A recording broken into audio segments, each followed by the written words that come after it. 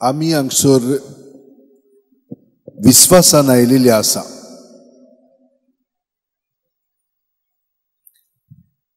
आमचो विश्वास जेजूचेर आसा, कित्याक भाग्यवन फ्रांसीस शेवेरान आपल्या जिवितान ताका कशे भाशेन आपलो पयलो इलो करून जेजू ताचे सगळें आजून पर्यंत वावुरता आनी ताची विनोतीन आमकां खूब मेळटा जेजू कडून. ताका लागून आमी हांगसर येता. आमी दुसरेशी वता. आमकां सगळ्यांक विश्वास हे देणें बापान पुता सोबेन दिलेलें आसा. ताचेर विश्वास दवरून आमचें जिवीत जिवोवचें. आनी हाका लागून खूब विस्मितां आमच्या जिवितान घडटात. जेजू कडेन आमी मागलें की ना, विश्वासान आमी मागलें की ना, तें आमकां मेळटा. पूण हे मागणी ओ ही आमची विनंत्यो ज्यो आसात त्यो हुंयसूत्तान उपजवतात.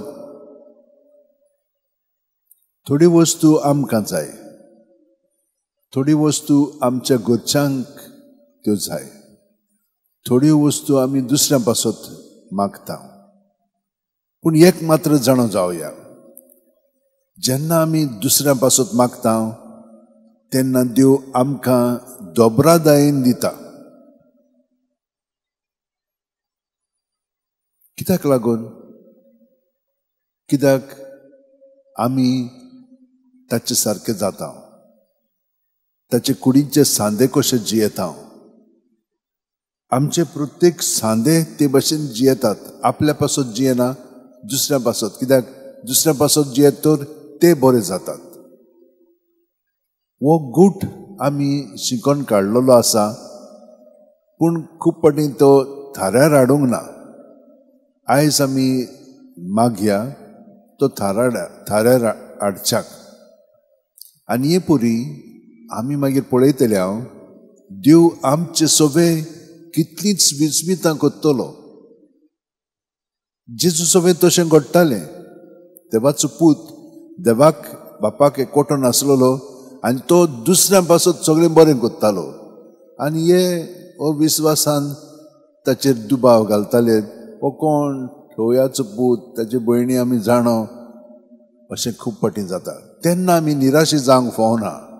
आमी आनिकूय गोठ आमचें जिवीत जेजू सगळें जिवंक जाय.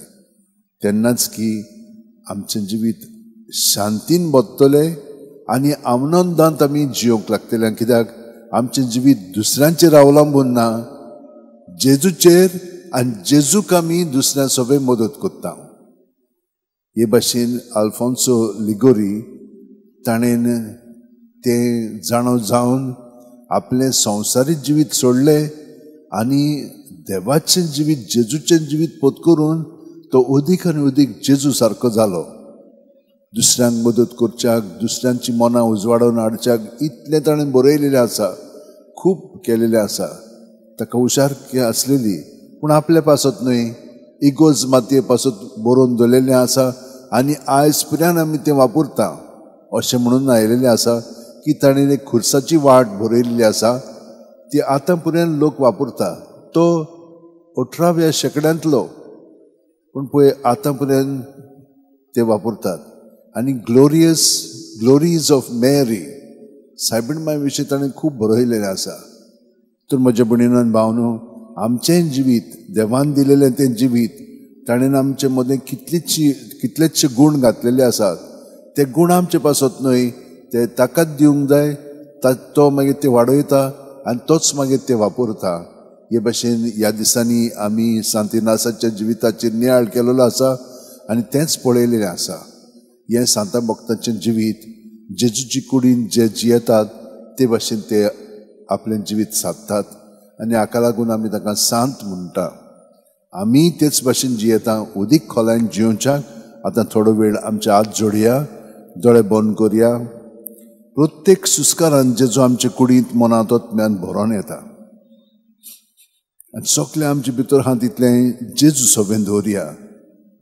आनी आमी पळयतले हांव, जितली आमी ताका तें समर्पण कोत्ता तितली आमची वाड आमचें बरेपण आमचे मदें शांती वाडोवंक लागता. जेजू आर्गांनी दिनवास तुका, कित्याक तुवें आमकां कितलेंचशें शिकयलां, पूण तुका चिटकोन रावंक आमकां आयज मदत कर. आनी आतां आमचें जिवीत सगळेंच तुका आमी भेटयता, हे भेटोवणी वरवीं. आमेन.